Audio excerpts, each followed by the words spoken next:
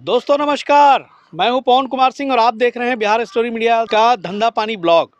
और एक बार फिर सुधीर सर के सौजन्य से मैं एक फार्म पे आया हूं जो रोहतास ज़िले में है और ये नोखा में पड़ता है। और यहाँ पर हैं दीपक जी जो कि यहाँ पर ब्लैक बंगाल गोट्स की फार्मिंग करते हैं। तो सर बहुत बहुत स्वागत है। जी सर, बहुत बहुत धन्यवाद जो कि मेरे फार्म पर आप आए। तो ये दीपक जी, कितनी बकरियाँ हैं अभी आपके फार्म पे? सर मेरे पास अभी टोटल बकरी अभी 9-10 होगी, लेकिन बच्चा उच्चा लेकर 24-25 है। अच्छा दीपक जी, बहुत यंग दिख रहे हैं, तो आपकी स्टोरी ज़रा समझेंगे कि ऐसे आप करते क्या थे? सर ऐसे तो मैं ओनली फॉर इंडियन आर्मी की तैयारी करता था। अच्छा, लेकिन आर्मी में जाने का शौक था? जी सर, मेरा पहले से ही आर्मी में जाने का बहुत शौक था। जी। लेकिन 3-4 बार मेरे को निकालने के बाद छट गया ना उसमें, इसके बाद मैं सर फार्मिंग में आ गया। अच्छा, सफलता नहीं मिली? नहीं, सफलता नहीं मिली, इसी वजह से मैं फार्मिंग में आ गया। मेरे को बहुत पहले से ही शौक था ना कि थोड़ा हम बकरी पालन करें, मछली पालन करें। और आर्मी के बाद ये दूसरा शौक था आपका? मेरा दूसरा शौक यही था। और मेरे से घर घर पर मैं पहले कहता था तो कोई मेरा बात को इग्नोर सब कोई कर देता था। अच्छा, लेकिन अब सब कोई राजी है कि आप फार्मिंग करो। मतलब अचानक बेटा आर्मी में नहीं गया और बकरी पालन शुरू कर दिया, तो इस पे घर वालों का क्या प्रतिक्रिया रही? प्रतिक्रिया सर यही रही कि किसी में तो पैसा ही कमाना है जी। तो इसलिए हम भी सोचे ना कि 30,000 महीना कमा कर क्या होगा, सब कुछ में तो पैसा ही कमाना है। इसलिए ना हम सोचे कि 2 लाख रुपया महीना कमाया जाए। जी। जी सर, यही इसीलिए मैं इसमें आया था। जी सर।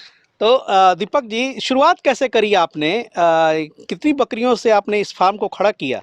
सर पहले तो मैं सर 2-3 बकरी लेकर आया। उसके बाद मैं बीए कर चुका था तो मेरा गांव में भी मेरा बहुत शिकायत हुआ कि बीए करके ये बकरी लेकर आ रहा है। अच्छा। तो इस वजह से मेरे को भी बहुत हॉट लगा। तो मैं पर कुछ नहीं, मैं सोच रहा था कि करना है तो करना है जी। इसलिए मैं बकरी लाता गया। और मेरे पास मतलब जो बकरी आई ना, उससे 2 बकरी 3 बकरी का प्रोडक्शन होता गया। तो इसी वजह से ना थोड़ा बकरी मेरा ज़्यादा बढ़ गई। तो ये कब लाए थे आप? पहली बार कितनी संख्या में बकरी लाए थे, ये मैं पूछना चाह रहा था। सर हम लेकर आए थे लगभग 7वें महीना में 2021 में। मतलब आज से 7 महीना पहले? हाँ हाँ। कितनी? तो सर मैं 3 बकरी लेकर आया था एक साथ। क्या कॉस्ट पड़ा था उस बकरियों की? मैं सर कहाँ से खरीदे थे, कुछ बताएं हमारे दर्शकों एक बकरी 7,000 में लेकर आया था, फर्स्ट बकरी। कितने किलो की? वो लगभग 40 किलो की होगी। गाभीन? गाभीन। अच्छा। 4 दिन के बाद वो 3 बच्चा दे दी। 4 दिन के बाद ही 3 हाँ, बच्चे 3 बच्चा दे दी। यहीं पर अच्छा। है वो लोग। ओह, अच्छा। एक ये है। हाँ, अच्छा, ये और वाली है। एक ये है। ये वाली है। हाँ। दिखाया और जाए भाई, ये वाली। अच्छा। और एक अंदर है। अंदर गया हुआ, अच्छा। हाँ। तो 3 बच्चा चौथे दिन में ही आपको मिल गया? जी सर। यानी कि चौका लग गया एक उसके हाँ, साथ। तो इसके वजह से ना हम्म। गांव वाले ने बोलना छोड़कर समझ लीजिए सर बकरी खरीदना चालू कर दिया। अच्छा, गांव देखे कि बहुत मुनाफा वाला बिजनेस है, नहीं? गांव में सब लोग जो बोल रहे थे ना, वहीं जाकर बकरी लेकर आने लगे, एक दो खरीद कर अपने अपने घर में। आज देखिएगा तो मेरे गांव में बहुत सारा बकरी आ गई है। अच्छा, दूसरे गांव से खरीद कर। आपको देख करके प्रेरणा मिला? हाँ सर। चलो भाई, आर्मी में नहीं गए, कुछ तो नाम रोशन किया। तो आसपास के इलाके में ये गांव का नाम क्या है? सर मेरा गांव का नाम सरियाव पड़ेगा। सरियाव? हाँ, पोस्ट सिरखिंडा अनोखा में है ये? जी सर। अनोखा विक्रमगंज में? जी जी जी। अच्छा, सुधीर सर से कैसे परिचय हुआ? सर सुधीर सर से मैं बहुत पहले से ही इनका वीडियो देखता था। और इनका खास करके मेरे को सबसे मस्त वीडियो लगा इनका कि जो सुई देने का तरीका बतलाए ना, सबसे यूनिक था इनका तरीका। सुई नीडल काट कर और मतलब कि कितना देना है। नया जो बंदा भी है ना, तो इनके तरीका से सुई दे सकता है। अच्छा, तो सुधीर सर से ये भी पता चला कि आप आसट से ट्रेनिंग लिए हुए हैं, तो वहाँ सुई देना नहीं सिखाया गया?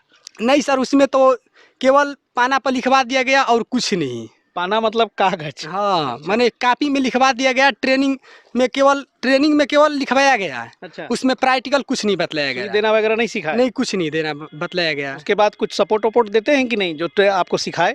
सर वो तो कॉल करने पर रिसीव करते हैं तो गुस्सा होते हैं कि काहे कॉल करते हो।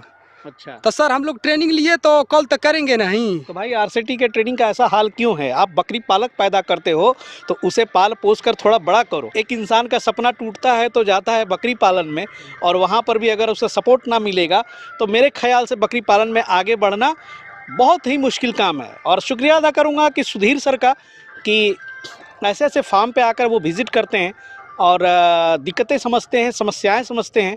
और सुधीर सर आज भी यहाँ पर आए तो क्या बताया आपके बकरियों के बारे में?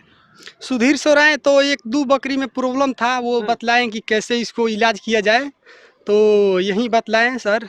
अच्छा, तो सुधीर सर से संपर्क कैसे हुआ? वीडियो के माध्यम से? जी सर, मेरे को वीडियो के माध्यम से इनसे संपर्क हुआ। अच्छा अच्छा। कभी कभी कॉल करने पर रिसीव कर लेते थे सर। सुधीर सर हमको लग रहा है कि बिहार में सबसे मस्त ट्रेनिंग देते हैं, इनसे बढ़िया कोई नहीं देता। चलिए आप ट्रेनिंग करिए तो पता चले। जी जी, ट्रेनिंग करूंगा सर, इनके पास ट्रेनिंग करूंगा। आरसीटी में ट्रेनिंग लिया हूं, पर इनके पास एक बार ट्रेनिंग जरूर लूंगा मैं। तो एक बंदा जो है आरसीटी से ट्रेनिंग लेकर के क्या समस्याएं झेल रहा है, तो मुझे सुधीर सर की सबसे अच्छी बात ये लगती है कि वो ट्रेनिंग जो देते हैं, अगर वो इस बिज़नेस में उतरते हैं, फार्म खोलते हैं, उनके फार्म को विज़िट करना, वहाँ पर जाना, समस्याएं समझना, जो कि बकरी पालन में एक व्यवसाय अगर आप कर रहे हैं तो इसमें बहुत ही ज़रूरी है। और यहाँ पर भी आने के बाद हम लोगों ने कुछ बकरियों के साथ जो है प्रॉब्लम पाया है, जो कि सुधीर सर बड़ी देर से इनके साथ बात किए होंगे, उस समस्याओं को उस पर विचार किए होंगे, बताए होंगे। तो ये बताएं सर कि अभी कुल कितनी बकरियाँ हो गई? बच्चे तो काफ़ी हो रहे हैं। मेरे पास टोटल अभी लगभग 20 प्लस हैं, यानी कि 26 बकरी है टोटल। इस बीच में कुछ मरे वगैरह भी क्या? मेरे पास एक बच्चा का मौत हुआ। कैसे? वो सर मेरे को ज़्यादा नहीं नॉलेज था। वो बच्चा था और पूरा बुखार लग गया उसको, मेरे को पता ही नहीं चला। पटुआई रहता था, मर गया। अच्छा, समझ नहीं पाए? समझ नहीं पाए। उसके बाद से कोई और मोर्टेलिटी? उसके बाद से एक मोर्टेलिटी और हुआ, जो कि एक्सीडेंट हो गया था एक बच्चा का। अच्छा। अच्छा, आप तो यहाँ धान के कटोरा में रहते हैं, यहाँ पे तो बड़ी अच्छी फसल लगती है, चावल का जो बहुत ही अच्छा खेती। यहाँ आप लोग खाने में क्या देते हैं? जी सर, क्योंकि यहाँ तो फसल बहुत अच्छी होती है। हम लोग चावल का भूसी खिलाते हैं जी। और मकई का दाना देते हैं हम, और क्या बोलते हैं उसको सर, मिनरल मिक्सचर थोड़ा थोड़ा देते हैं। हाँ, वो भी देते हैं थोड़ा थोड़ा।